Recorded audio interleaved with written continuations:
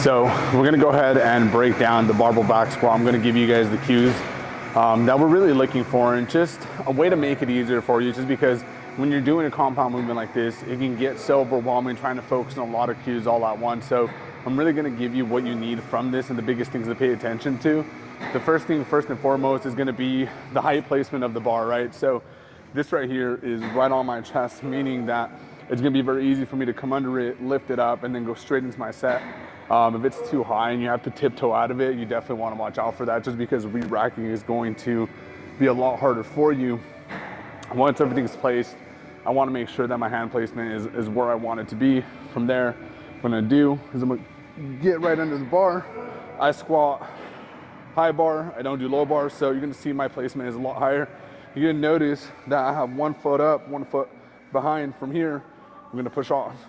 As I come back, I'm gonna take a few steps, really fix my foot placement. I don't want to play happy feet and just move around. You're gonna lose a lot of energy and it's gonna take a lot away from the movement. Once I'm here, I'm gonna have my toes pointing out, and I'm really building torque here, and I'll show you guys what I mean building torque after I do this, right? So now I'm building torque, my toes are pointed out, I have my eye placement looking down.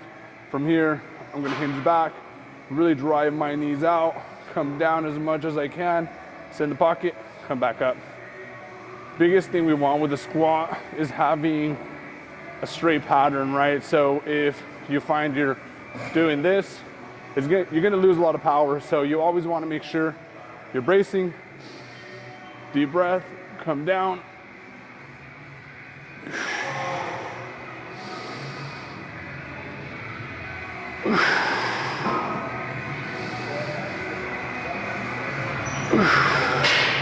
And then we rack, right? So that right there is the barbell squat. And what I was mentioning earlier is building torque, right? So when we're coming down, we want to shoot the knees outward. An easy way to do this is pretend like you're breaking the ground apart. So if I'm here, I'm breaking the ground apart, my knees shift out a little bit. And hopefully you can see that. Hopefully this isn't blocking. I should probably moved out of the way.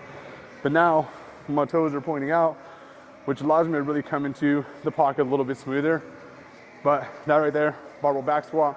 If you do have any more questions, if you're having issues with it, let us know.